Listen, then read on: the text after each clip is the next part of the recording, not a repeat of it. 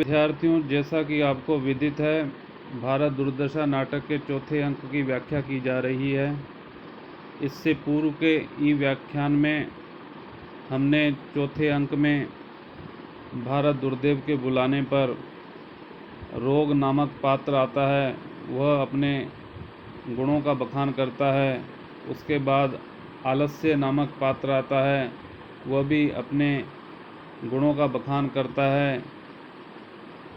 और इस प्रकार देखा जाता है कि किस प्रकार यह सारे जो अवगुण हैं वो भारत को निर्बल बनाने के लिए आतुर हैं। ये सभी पात्र भारत दुर्देव की आज्ञा का पालन करते हैं। आलस्य कहता है, जहां हमने कल इसके पूर्व के व्याख्यान में छोड़ा था उससे आगे हम प्रारंभ करते हैं। महाराज, मैं सुख से सोया था कि आपकी आज्ञा पहुंची, ज्यों त्यों कर यहाँ हाजिर हुआ, अब हुक्म। प्रश्न करता है, पहले वह गाता है, अपने बारे में बखान करता है, अब प्रश्न कहता है, प्रश्न पूछता है भारत दुर्देव से। तो भारत दुर्देव कहता है, तुम्हारे और साथी सब हिंदुस्तान की ओर भेजे गए हैं। तुम्हारे दूसरे सभी साथी हिंदुस्तान की ओर भेजे गए हैं, तुम भी वहाँ जाओ और अपनी जोग निंद्रा से सबको अपने वश में करो। आलस्य भी एक प्रकार का रोग है। वह व्यक्ति जो आलसी होता है वह अकर्मण्यवादी भी होता है, अर्थात जो कुछ मिल जाए उसी में संतोष करना उसका मुख्य काम होता है। इसलिए भारत दुर्देव उसको आज्ञा देता है कि तुम भी हिंदुस्तान की ओर जाओ तथा अपनी जोग निंद्रा से, अपने सोते रहने से की विशेषताओं से सबको अपने वश में करो, सबको अपने अधीन में करो। उसके बाद आलस्य भारत दुर्देव को कहता है कि बहुत अच्छा, आप ही आप। स्वयं अपने आप को कहता है, आहा रे बप्पा, अब हिंदुस्तान में जाना पड़ा, तब चलो धीरे धीरे चलें। अर्थात वह अपनी जो उसकी प्रकृति होती है, जो उसका स्वभाव होता है आलसी व्यक्ति का, उसके शरीर में बिल्कुल भी सजगता व चेतनता नहीं रहती। वह किस प्रकार अपने गुणों का बखान करते हुए कहता है कि चला तो जाऊंगा मैं, लेकिन धीरे धीरे चलूंगा, तब चलो धीरे धीरे चलें। हुक्म न मानेंगे तो लोग कहेंगे, यदि इनका हुक्म नहीं माना तो लोग कहेंगे, सरबस खाई भोग करी नाना, समर भूमि भा दर्लभ प्राणा। सर्वस्व खाकर भी यह बिल्कुल भी काम करने लायक नहीं है, और युद्ध भूमि में यह एक अत्यंत आलसी जीव है, आलसी प्राणी है, दुर्लभ, जो आसानी से प्राप्त न हो। और करने को देव आप ही करेगा, हमारा कौन काम है, पर चलें। यही सब बुड़बुड़ाता हुआ जाता है। उसके बाद आलस्य वहाँ से चला जाता है, आपस में बात करता हुआ, अपने आप से बात करता हुआ, बड़बड़ाता हुआ वहाँ से चला जाता है। उसके बाद कथाक्रम आगे बढ़ता है। मदिरा आती है, मदिरा प्रवेश करती है। वो किस प्रकार की है? सांवली सी स्त्री, लाल कपड़ा, सोने का गहना, पैर में घुंघरू बांधे हुए वह प्रवेश करती है। मदिरा कहती है, भगवान सोम की मैं कन्या हूँ, भगवान सोम की मैं कन्या हूँ। प्रथम वेदों ने मधु नाम से मुझे आदर दिया। पहले मुझे वेदों में मधु नाम से पुकारा गया था, उस नाम से मुझे सम्मान मिला। फिर देवताओं की प्रिया होने से मैं सुरा कहलाई, और मेरे प्रचार के हेतु क्षेत्रामणि यज्ञ की सृष्टि हुई। स्मृति और पुराणों में भी प्रवृत्ति मेरी नित्य कही गई। मेरी विशेषता स्मृति हो, चाहे पुराण हो, चाहे वेद हो, इनमें मेरी प्रवृत्ति नित्य कही गई।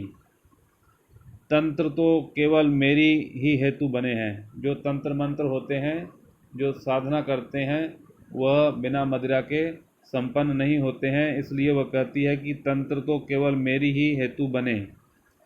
संसार में 4 मत बहुत प्रबल हैं।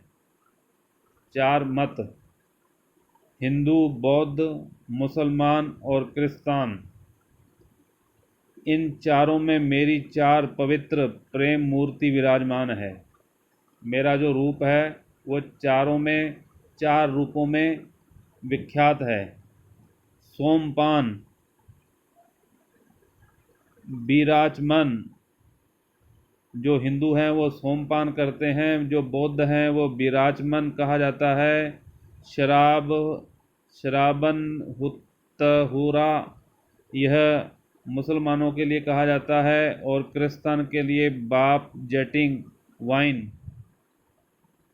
कहने का अभिप्राय है कि इसके अलग अलग रूप हो सकते हैं, लेकिन काम इसका वही है, लोगों में नशा फैलाना, दुर्गुण फैलाना। भला कोई कहे तो इनको अशुद्ध, प्रश्नवाचक चिन्ह। या जो पशु हैं उन्होंने अशुद्ध कहा ही तो क्या हमारे चाहने वालों के आगे वे लोग बहुत होंगे तो फी सैकड़े 10 होंगे, थोड़े बहुत होंगे जो मुझे अशुद्ध कहें। जगत में तो हम व्याप्त हैं, पूरे संसार में हम पूरी तरह से व्याप्त हैं। हमारे चेले लोग सदा यही कहा करते हैं। और फिर सरकार के, राज्य के तो हम एकमात्र भूषण हैं, अर्थात जो राजकीय आय होती है वह हमारे ही माध्यम से होती है। फिर सरकार के, राज्य के तो हम एकमात्र भूषण हैं, गहने हैं, अर्थात हमें सरकार विस्मृत नहीं कर सकती।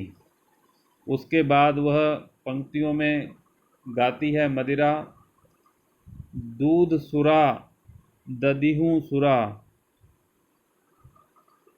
सुरा अन्न धन धाम, वेद सुरा ईश्वर सुरा, सुरा स्वर्ग को नाम, जाति सुरा विद्या सुरा, बिन मद रहे न कोय, सुधरी आज़ादी सुरा जगत सुरामय होए।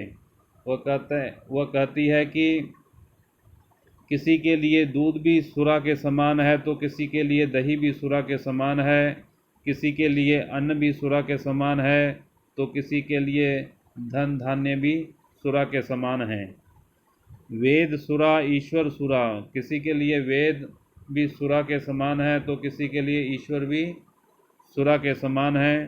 सुरा स्वर्ग को नाम, और सुरा स्वर्ग का नाम भी माना जाता है, कहा जाता है।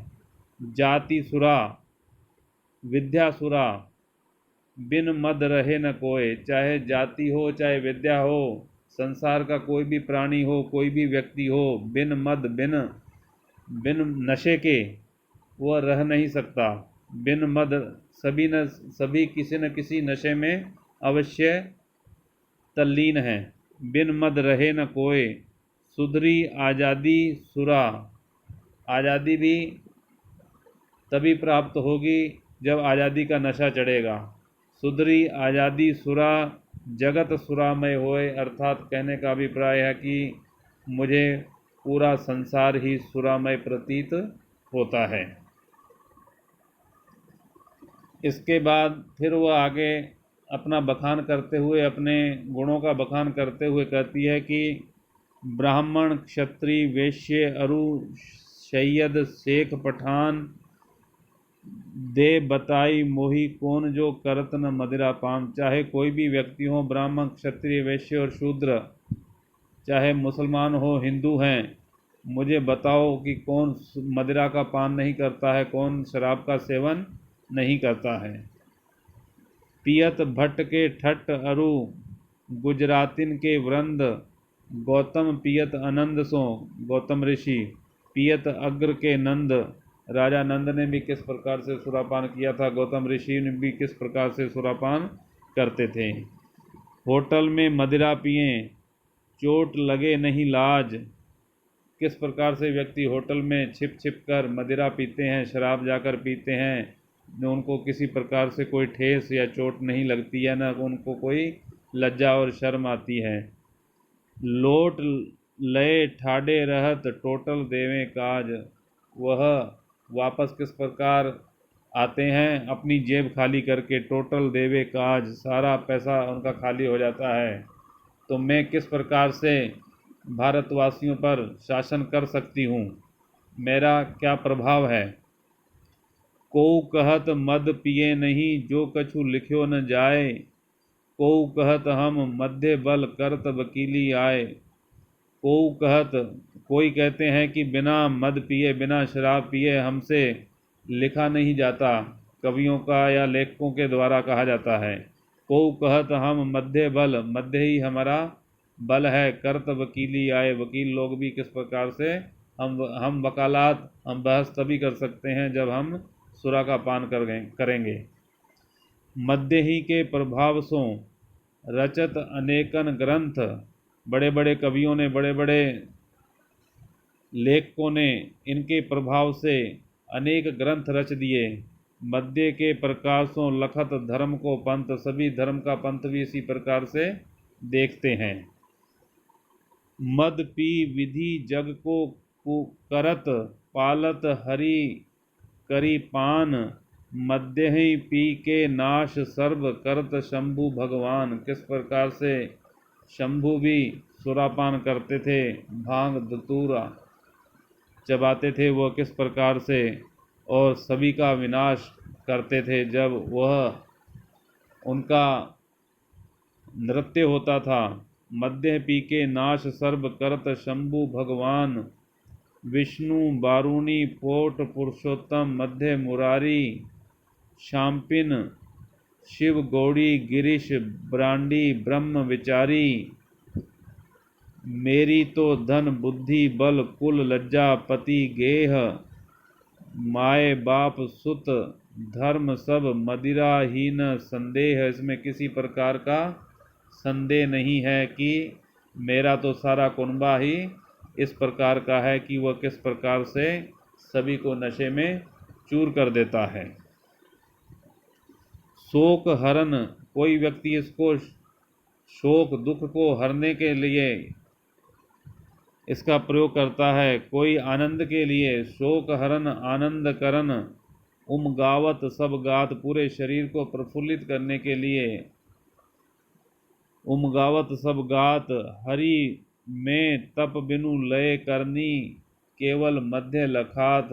जो ईश्वर की साधना करते हैं, ईश्वर में लीन होते हैं, वो भी किस प्रकार से मदिरा का पान करते हैं, उनको केवल मदिरा ही दिखाई देती है, तभी उनसे तप होता है।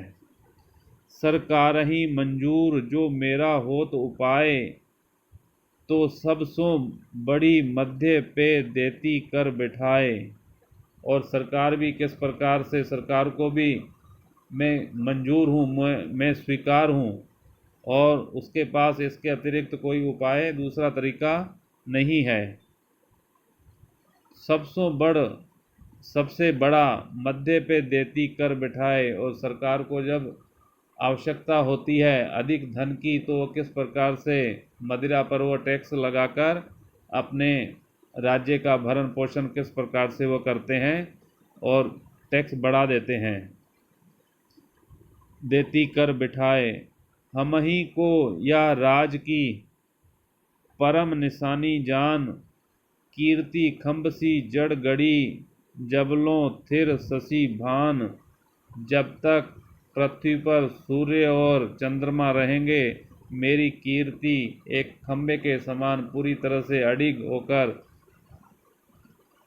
संसार में गड़ी रहेगी।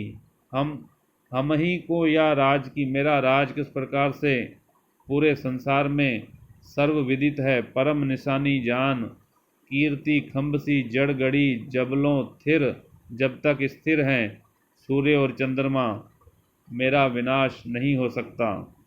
राजमहल के चिन्ह नहीं, मिली हैं जग इत कोय, तबहु बोतल टूक बहु, मिली हैं कीरति होए। जब किसी से हम मिल नहीं पाते हैं, मेल मिलाप नहीं कर पाते हैं या किसी के पास नहीं जा पाते हैं, तो हम उसको किसका लालच देते हैं? शराब का लालच देते हैं, नशे का लालच देते हैं। तो सारा संसार इस बात को जानता है। तबहु उस समय बोतल किस प्रकार से काम आती है, टूक बहु मिली है कीर्ति होई, और उसकी कीर्ति का किस प्रकार से फिर उसके माध्यम से बखान होता है। तो प्रिय विद्यार्थियों, ये प्रस्तुत पद भारत दुर्दशा नाटक के चौथे अंक से अवतरित था। इसकी हमने व्याख्या की है कि किस प्रकार सबसे पहले रोग नाम का पात्र भारत दुर्देव बुलाता है, उसको आदेश देता है। उसके बाद आलस्य नाम का पात्र आता है, उसको आदेश देता है। उसके बाद मदिरा आती है, मदिरा को बुलाया जाता है, उसको आदेश देता है। अर्थात ये सारी विकृतियां हैं, सारे दुर्गुण हैं। किस प्रकार से भारत का विनाश किया जाए, भारत को पतन की ओर धकेला जाए। भारत दुर्देव जो एक खलनायक की भूमिका में होता है, वह विनाशकारी प्रवृत्तियों का प्रतीक है। तो किस प्रकार से सभी पात्र बारी बारी से आते हैं और अपने गुणों का बखान करते हैं और अपने प्रभाव को बताते हैं कि किस प्रकार से हम भारतवासियों के हृदय में अपनी छाप छोड़ सकते हैं। उनको हम रोगी बना सकते हैं, उनको हम आलसी बना सकते हैं, हम उनको शराबी बना सकते हैं। तो इसके बाद का जो आपका ई व्याख्यान वो अगले वीडियो में प्रसारित किया जाएगा।